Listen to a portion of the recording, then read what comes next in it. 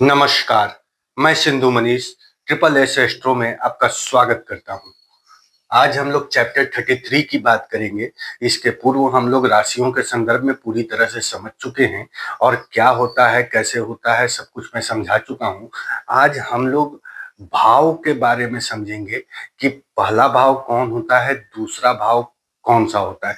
हम लोग भाव पे अभी कुछ दिन रहेंगे और उस भाव को समझ जाएं तो फिर आगे हम लोग ग्रहों पे बढ़ेंगे। तो पहले समझते हैं कि कुंडली कैसे निर्माण होती है। सबसे पहला चीज, कुंडली को यहां से ऐसे ये कर दिए,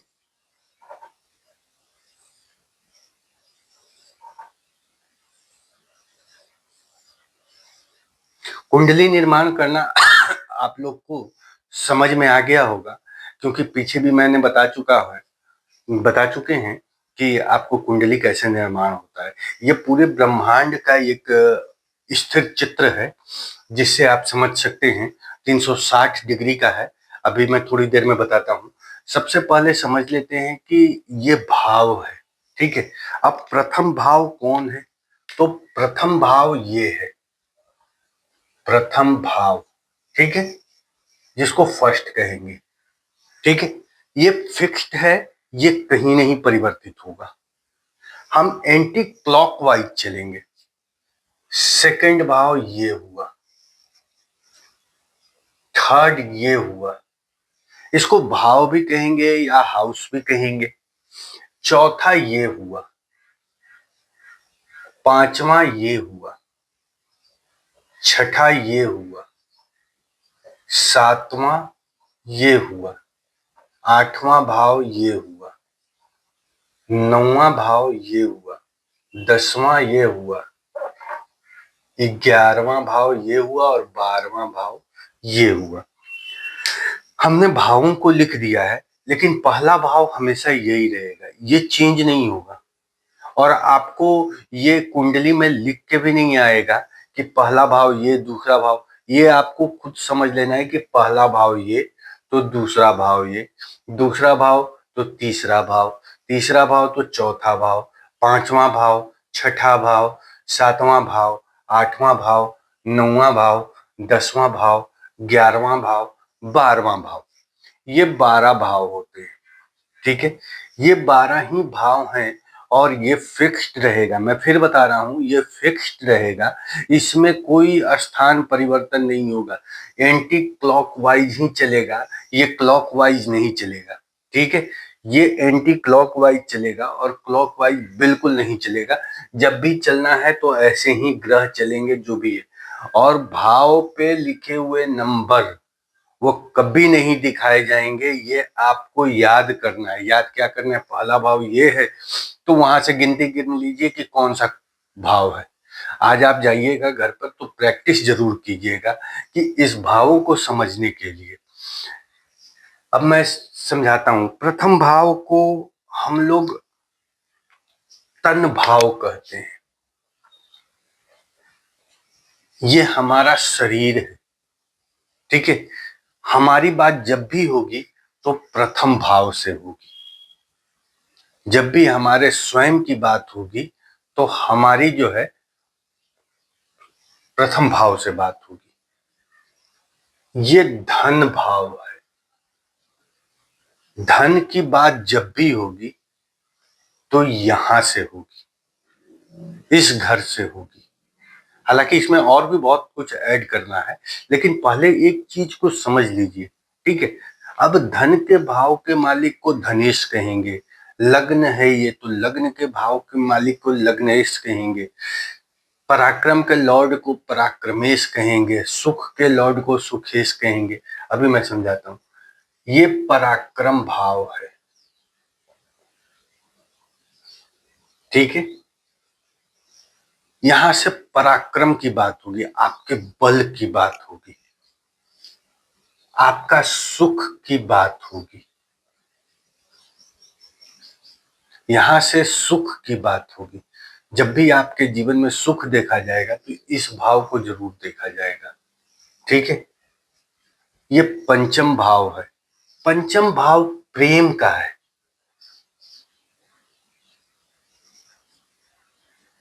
ये प्रेम का भाव है। छठा भाव शत्रु का है। सातवां भाव भोग है, लग्न का भोग है, हमारे शरीर का भोग है, सप्तम भाव। अष्टम भाव आयु का भाव है, यहां से आयु देखी जाती है। नवम भाव ये आपका भाग्य है, ये भाग्य का भाव है। दसम भाव कर्म का है। 11वां भाव आय का है और ये व्यय का भाव है। इसको याद रखना होगा, इसको समझना होगा। धन किसका धन? हमारा धन। पराक्रम किसका पराक्रम? हमारा पराक्रम। सुख किसका? लग्न का, तन का, हमारे। प्रेम किसका प्रेम? हमारा प्रेम, इसका। शत्रु किसका शत्रु? हमारा शत्रु। भोग किसका? हमारे तन का भोग। आयु किसका आयु? हमारा आयु। भाग्य किसका भाग्य? हमारा भाग्य। कर्म किसका कर्म? हमारा कर्म। आय किसका आय? हमारा आय। व्यय किसका व्यय? हमारा व्यय। अर्थात जो कुछ है ये सब प्रथम भाव का है, यानी कि स्वयं आपका है। ये पूरी कुंडली आपकी है और आपका ही सब कुछ है। ये किसी और के बल को नहीं बताएगा, ये यहां से आपके बल को बताएगा। तो सब चीज आपके लिए है। इन ग्रहों की पोजीशनिंग, इन ग्रहों का जहां पर रहते हैं, उन उन चीजों को आपका ही बताना है इनको, ठीक है। तो सब कुछ ये तन का है। तो सोचिए कि ये तन भाव कितना इंपॉर्टेंट होगा। मेरे समझ से आप समझ गए होंगे कि कौन कौन से भाव से हम क्या समझे, ठीक है। ये चतुर्थेश हुए, ये प्रथम हुआ, ये द्वितीय हुआ, ये तृतीय हुआ, ये चतुर्थ हुआ, ये पंचम हुआ, ये षष्ठ हुआ, सप्तम हुआ, अष्टम हुआ, नवम हुआ, दसम हुआ, एकादश हुआ, द्वादश हुआ। अब ये लग्न हुआ। लग्न के स्वामी को क्या बोलेंगे? लग्नेश। ईश लगा देंगे, लग्नेश। धन के स्वामी को धनेश। पराक्रम के स्वामी को पराक्रमेश। तृतीयेश भी कह सकते हैं, द्वितीयेश भी कह सकते हैं। सुख भाव के स्वामी सुखेश। चतुर्थेश, पंचमेश, षष्ठेश, सप्तमेश, अष्टमेश, नवमेश। इस भाव के स्वामी को कहेंगे दशमेश, कर्मेश, एकादशेश, द्वादशेश। जिसमें एस लग गया, इस लग गया, वो उस भाव के स्वामी हो गए। हमारी बात आप समझ रहे होंगे। ये शुरुआत है, इसके आगे भी हम लोग समझेंगे और समझेंगे कि ये कितनी डिग्री का होता है, क्या होता है, इन चीजों को समझेंगे। लग्न निकालना समझेंगे। सबसे पहले यहाँ पर अगर आप लोगों ने स्क्रीनशॉट ले लिया, इसको समझ लिया, तो मैं आगे 1 मिनट में और बात खत्म करता हूं।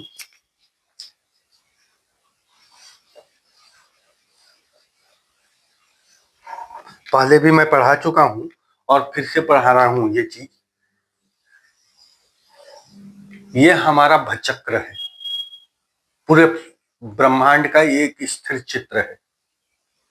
ये कितना, आप कभी भी एक सर्कल को उठाते हैं तो कितने डिग्री का होता है? मैथ के क्वेश्चन है, तो वो सर्कल 360 डिग्री का होता है, 360 डिग्री। ठीक है, हमारे पास राशियां कितनी हैं? 12।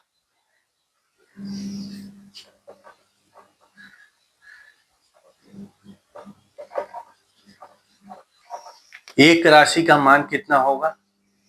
30 डिग्री, पीछे लिखा हुआ है।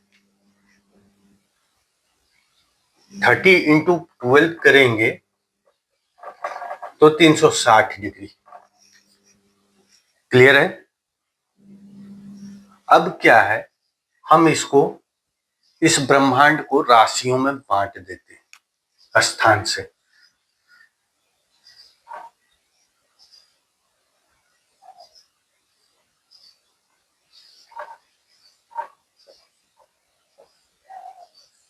ये हमने 12 राशियां कर दी। ठीक है, 12 राशियां कर दी, तो हर एक का मान कितना हो जाएगा? सबका मान 30 डिग्री हो जाएगा।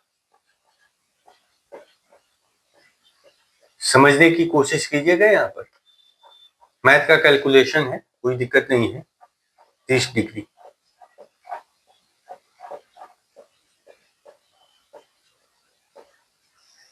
सारे का मान 30 डिग्री हो गया।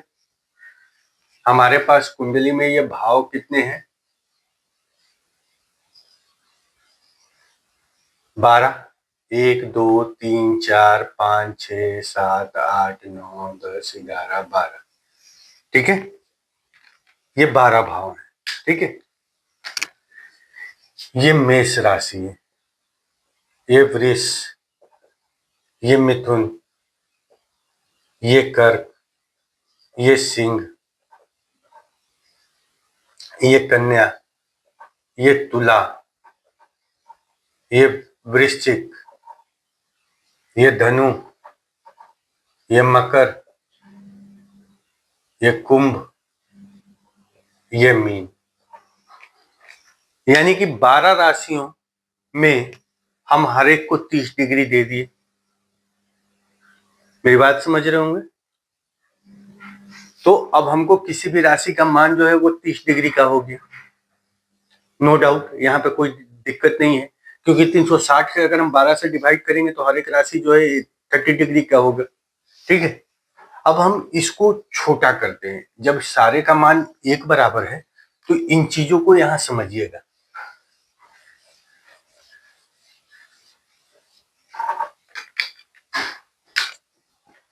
अब हमने वहां से मेष राशि को उठा लिया,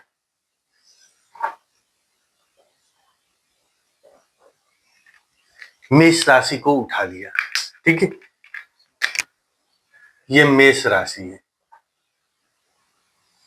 इसको वृष कर देते हैं। ठीक है, अब यहाँ पे ध्यान पूर्वक समझने की कोशिश कीजिएगा।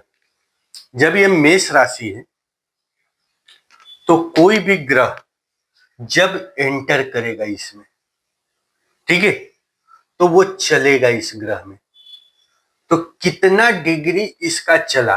1 2 3 4 10 12 18 20 22 24 26 27 29 30 डिग्री।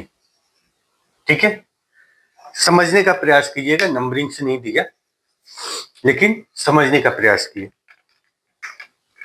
अब जैसे सन है, सन है यहां पे है तो 0 डिग्री का है। सन जब इस राशि में यहां आगे बढ़ गया तो 1 डिग्री का हो गया। धीरे धीरे वो 2 3 4 5 6 7 8 9 18 20 25 29 28 30 30 डिग्री तक पहुंच गया। जितने डिग्री वो चलेगा ग्रह, वहां पर कुंडली में आपको डिग्री लिखी रहेगी। ठीक है, डिग्री लिखी रहेगी, कला लिखी रहेगी, मिनट लिखा हुआ रहेगा, अंश लिखा हुआ रहेगा, कला रहेगा, बिकला रहेगा। ठीक है, तो अब जब ये 30 डिग्री इस ग्रह ने पार कर लिया यहां से यहां तक, तो फिर वो अगली राशि में प्रवेश करेगा।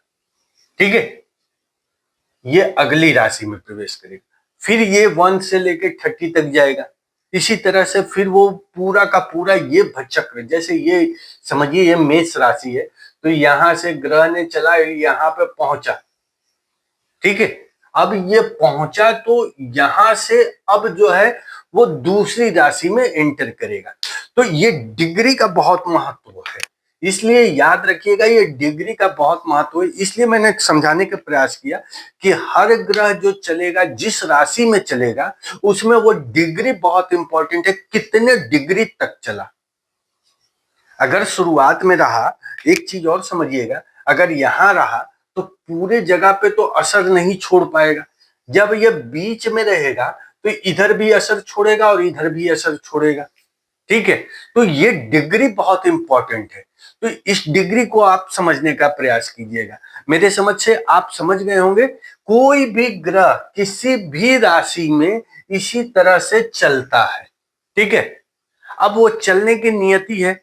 जैसे चंद्रमा बहुत फास्ट है, तो ये गोचर में पढ़ाएंगे कि 2.25 दिन में चलता है। चंद्रमा यहाँ 2.25 दिन में ये पार कर जाएगा। चंद्रमा जो है 2.25 दिन में पार कर जाएगा। मेरी बात समझने का प्रयास कीजिएगा।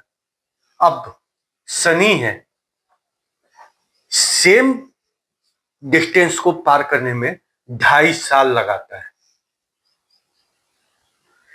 शनि है, 2.5 साल लगाते हैं। ठीक है, राहु केतु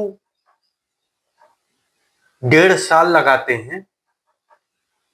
गुरु 1 साल लगाते हैं इतना दूर पार करने में।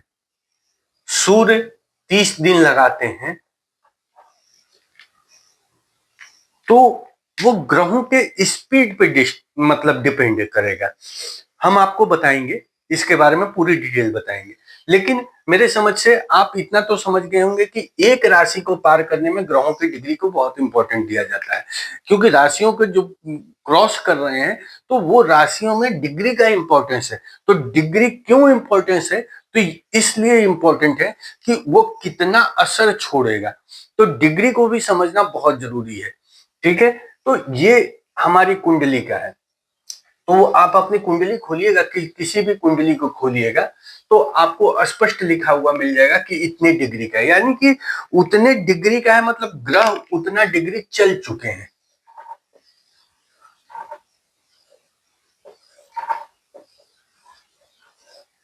अगर मान लीजिए कि सन यहां पे है 10 डिग्री पे, ठीक है, इस मान लीजिए कि 7 नंबर राशि में है। भाव मत समझिएगा, 7 नंबर राशि समझिएगा। अभी चाहे भाव भी समझ सकते तो कोई दिक्कत नहीं। 7 नंबर राशि में है, ठीक है, तो 10 डिग्री चले हैं तो 20 डिग्री इनको और चलना है।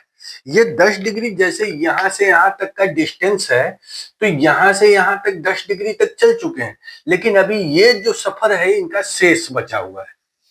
ये है डिग्री का मतलब, ये है कि शेष बचा हुआ है।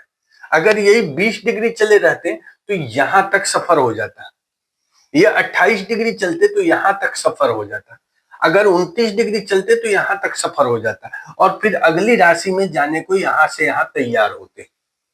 ठीक है, तो ये हमारा जो है बेसिक ये है कि फर्स्ट भाव ये है, सेकंड भाव ये है, थर्ड भाव ये है, फोर्थ भाव ये है, फिफ्थ हाउस ये है, हाउसेज भी कहते हैं इनको। 6th हाउस ये है, 7th हाउस ये है, 8th हाउस ये है, 9th हाउस ये है, 10th हाउस ये है, 11th ये है, 12th हाउस ये है। तो हाउसेज को आप समझिए कि सबसे पहले कि उसका प्लेसमेंट कहाँ है। इस प्लेसमेंट को जान गए, कोई दिक्कत नहीं, अब आगे कोई दिक्कत नहीं होने वाला है, क्योंकि प्लेसमेंट को समझना, प्लेसमेंट स्थिर है, कहीं कोई परिवर्तन नहीं होगा।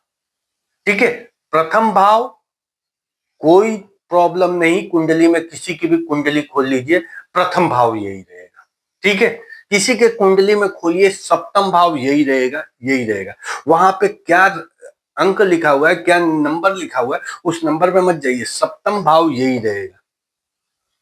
जो अब क्या है कि इसमें जो सप्तम भाव ये है, अब सप्तम भाव में 11 लिखा हुआ है, मैंने आपको पढ़ा चुका मैं आपको पढ़ा चुका हूं कि 11 लिखा हुआ है, तो 11 से कुंभ राशि, ये कुंभ राशि का है, ठीक है।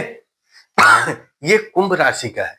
अब 11 है तो यहाँ पे 10 होगा, यहाँ 9 होगा, 8 होगा, 7 होगा, 6 होगा, 5 होगा, 4 होगा, 3 होगा, 2 होगा, 1 होगा, 12 होगा, ठीक है। ये कुंडली तैयार हो गई।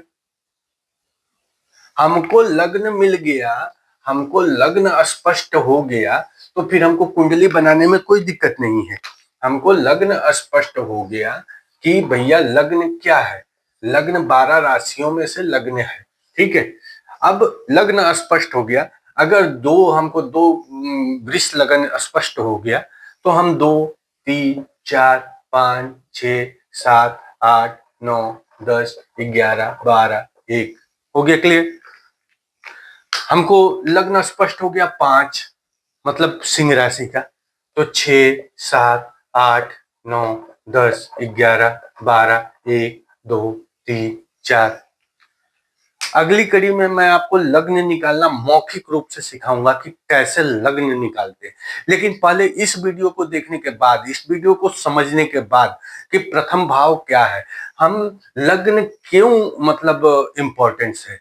लग्न का इम्पोर्टेंस इसलिए है कि हमारा जो शरीर है, हम हैं, तो इसको समझने के लिए हमारा लग्न इंपॉर्टेंट है। अगर 5 नंबर की राशि है, तो 5 नंबर जो है ये अग्नि तत्व राशि है, सूर्य की राशि है, तो इस व्यक्ति में क्रोध भी होगा, इस व्यक्ति में क्रोध भी होगा, उत्साह होगा, एनर्जी होगा, पीछे मैं आपको बता चुका हूं, ठीक है।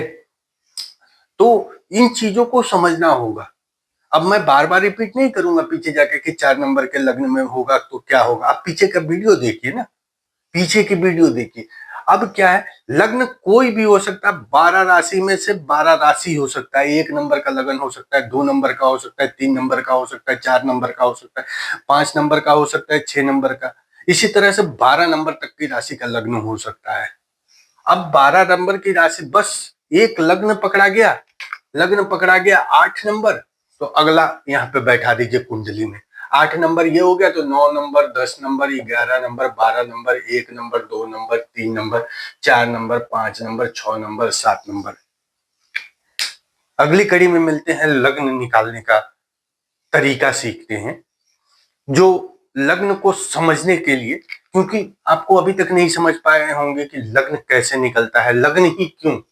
तो लग्न इंपॉर्टेंट है, तो लग्न को कैसे निकाला जाता है, मैं भी बहुत कंफ्यूज था, लेकिन फिर भी मैं जानक है, तो वो लग्न निकालना अगली कड़ी में मैं बताता हूँ कि कैसे लग्न निकालेंगे, और कैसे अगर कोई दिक्कत होगा उसमें निकालने में तो फिर मुझे बताइएगा।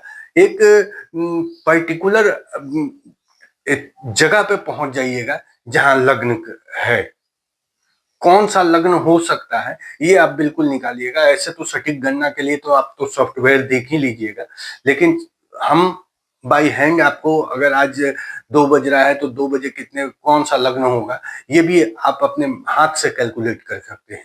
तो लग्न निकालना अगली कड़ी में बताऊंगा, जरूर देखिएगा, और वीडियो को सब्सक्राइब कीजिए और लाइक भी कीजिए।